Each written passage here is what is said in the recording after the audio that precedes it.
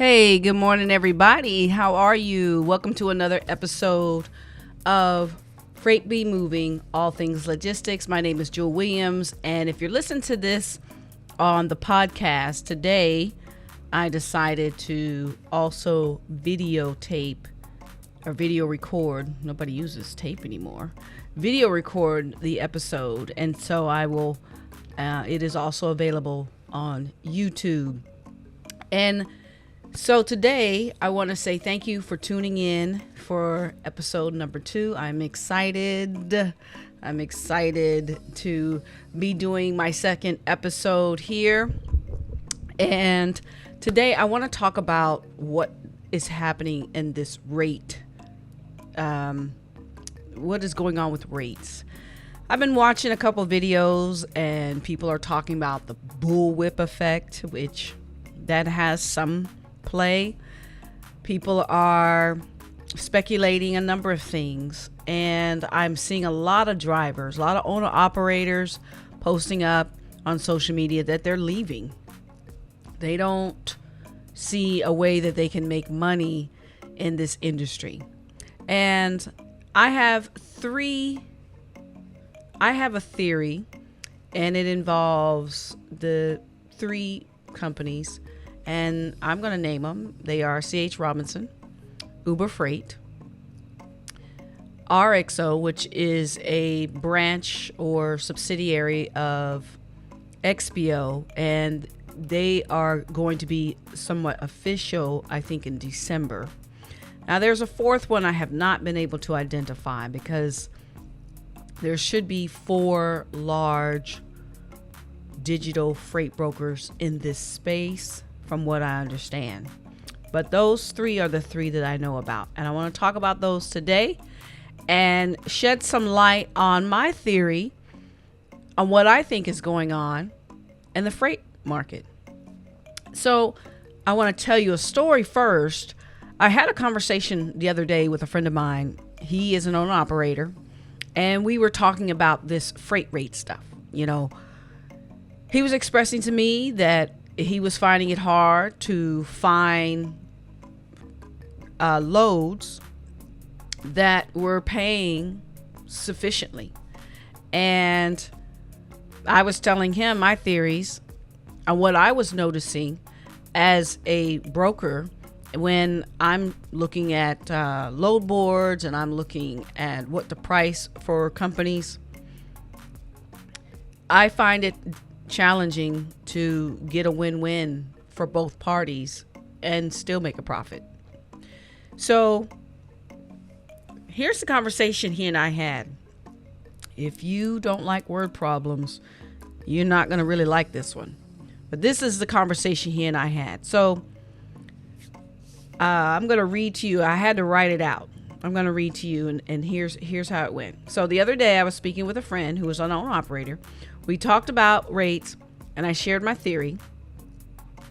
So he saw a potential job on Uber Freight, and it was going to have 10 daily shipments, and he was going to drive 76 miles one way. Round trip, that's 52 miles.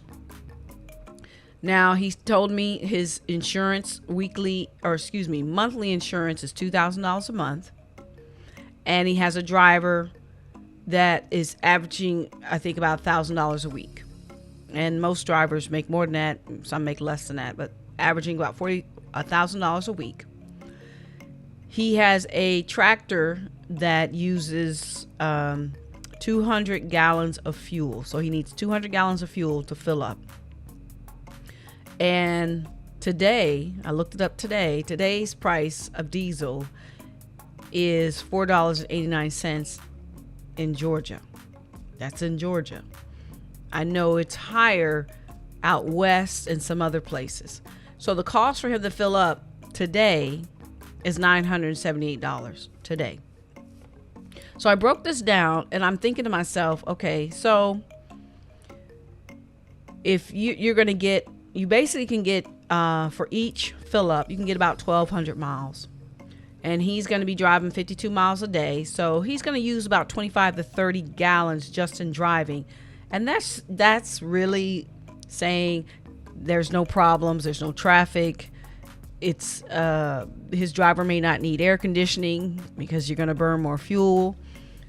All those things have to be taken into place. So, but we're going to go with 25 to 30 gallons per day at $4.89 a gallon. So you're looking at $146.70 per day, $733.50 per week. So we're looking at a weekly cost without even making a profit. We're looking at a weekly cost of $2,233.50. He needs to make just to keep in business. Now, if you're an owner operator, you're a business owner, you know this. And the freight brokers out there should know this. They're business owners as well. So everybody is doing their own math and making sure that they can stay profitable. Nobody goes in business just to say, I opened up the doors to go in business. So with that information, I told him, well, you need to start high because you know they're always going to lowball you. So you need to start high. So he put in the first bid at $10,000. And of course they pushed it back and said that was too high. So he dropped it down to $9,000, and he went down in increments of $1,000 until he got to $5,600. And at $5,600 for the bid, they still told him that was too high. So if you're an owner operator listening to this, you're probably going, "What? Too high? Wait a minute. You gotta factor in food and all these other costs that are associated with being a broker." Now, I found an article from CTA Trucking, and it's titled "What Are Owners' Average Earnings?"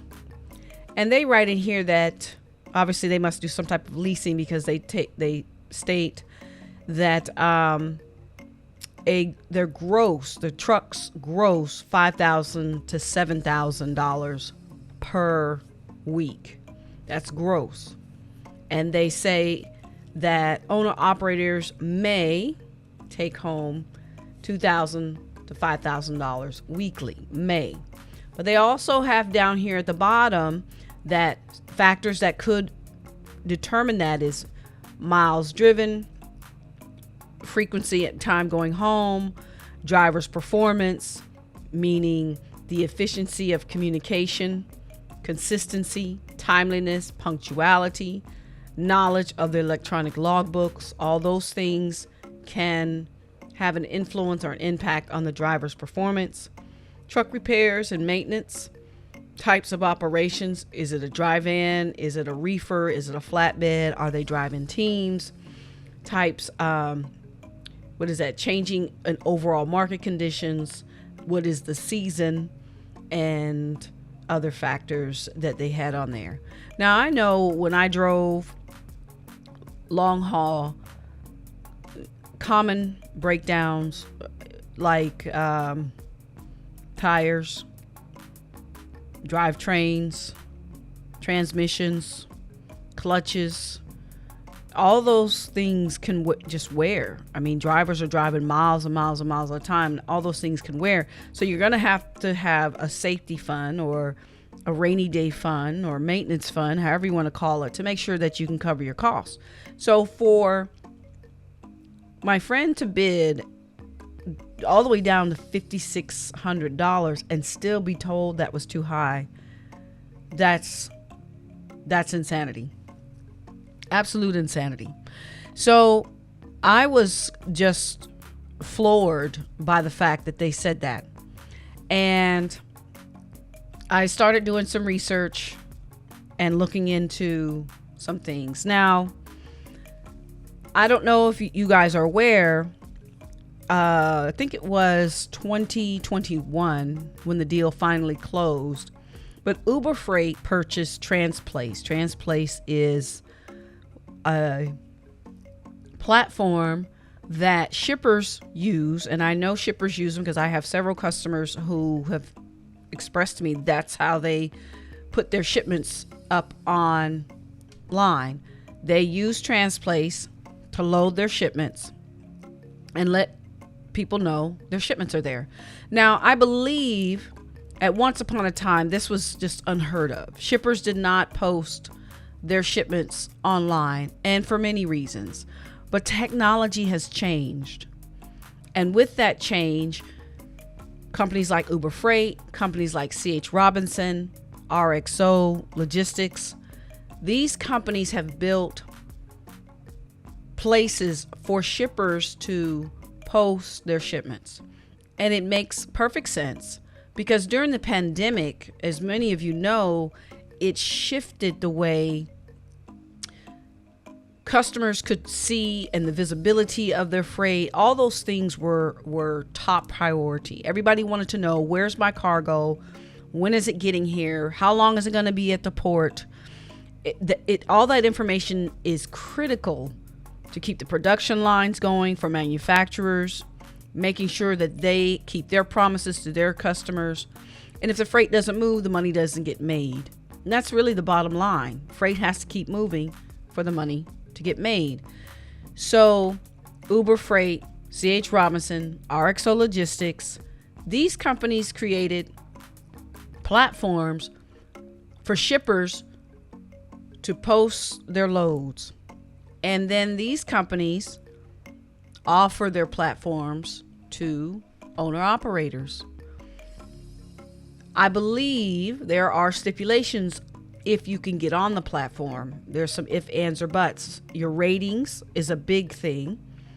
I know myself, I use the RMIS rating, and I believe most of these companies do the same. They use RMIS because RMIS is a system that collects the data about your trucking company, which is available online for free because you are registered with the Federal Motor Carrier Safety Association. So they are pulling that data, making sure that your safety rating is up to par. You've got the right insurance in place, all the right T's crossed, I's dotted, all that good stuff. And what they do is, based on those ratings, they can then showcase to shippers, hey, we have this many drivers with this kind of rating who can move your freight from point A to point B. And that is a huge, huge factor that is playing in this market right now that I believe a lot of people are not aware of or paying attention to. And I say this because at one time the freight sat available at the shipper's location, and the shipper was trying to make that connection to the carriers. So freight brokers like myself, we can step in, we can make that phone call. Well, with the shift of the pandemic, now companies find it more advantageous to control that operation. And it makes perfect sense. Now, there are still a lot of brokers like myself. We're still out here. We have those same technologies, just not on that more grandiose scale. Now, why would that drive the rates down? Because the freight is being managed by these broker houses. Then they can dictate what they're willing to let go of that freight. For example, my friend who's an owner operator, he sees there's some freight to be moved in a 76-mile radius. However, that may seem short for some people, and you're like, hey, it shouldn't cost that much, but trucks and cars are two dynamic things. So when he bids, he has to bid that freight understanding his cost, understanding the cost of his operations. And 5,600 was well within a range that should have been taken. However, it wasn't. I'm curious to know what they would have taken, and I feel they probably would have only taken for that bid about $2,000 because they are subsidized. And when I say they, I'm talking about Uber Freight. Uber Freight is subsidized by the investment community because they are a publicly traded company. So Uber Freight's money and how their employees are paid is based on investment dollars, venture capitalists. They're also paid by the customer who is pushing their freight into the system. And those customers are paying for the convenience of pushing that freight into the system. So if you understand the transaction and how the money is made, you can see why once that freight gets moved into that system, to pull that freight out of that system, you're probably going to, as a driver, owner, operator, you're looking at bidding lower because these companies have overhead costs. It costs money to manage a large organization that has servers, that has tech support, that has a database to be managed. Those companies have that overhead cost. And so when that freight enters there, that money to pay for that freight to enter into that immediately gets absorbed by the overhead costs to manage that system. So the driver is the last one that needs to pull that freight out. So the question now becomes, how does the freight move across the highways if drivers are not going to be paid a fair wage? If owner operators cannot make money, how is the freight going to move? What will be the reason when the customer, the shipper, gets to a point and says, I've been holding on to your freight for a week in my system, but I don't have a driver to move it. We just have a driver shortage. Well, they'll come up with reasons, drivers leaving, aging, so forth, so on. And then they'll bring in the fact that we have electronic vehicles coming down the way. Well, in the city of Atlanta, I don't see any electronic vehicles getting on these roads anytime soon. So I end this podcast with leaving the question to you: how much lower can rates go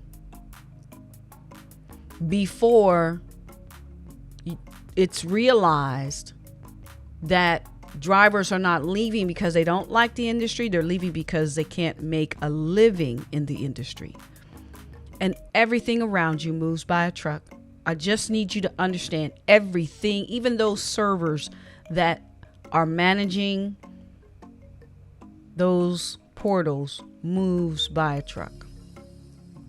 So I close with, be mindful that there are more forces out dictating the pricing beyond the bullwhip that you, as a business owner, as an owner operator, as an independent driver, as a freight broker business owner, dig into the information, understand the whole piece of the pie. Don't just look at the one piece. Understand the pie. Look at the big pie. And be mindful of the other factors. We are not in your father or mother's day of transportation. This is a whole new ball game that we're in. And if we don't get on board and realize that, we're going to see something in our economy, the pandemic, it's going to make the pandemic look like child's play. Because you're going to have this market implode if you don't recognize what factors are causing the issue of rates. All right. Thank you for tuning in today. I hope I didn't Debbie down you too much, but I need people to just understand what is going on and think about the big picture. Peace, love, be safe out there, drivers, whether you're in a four-wheeler or whether you're in a semi-tractor trailer, you have to share the road. And I need all of you to be safe every day, all day. Peace and love. Jewel. Bye-bye.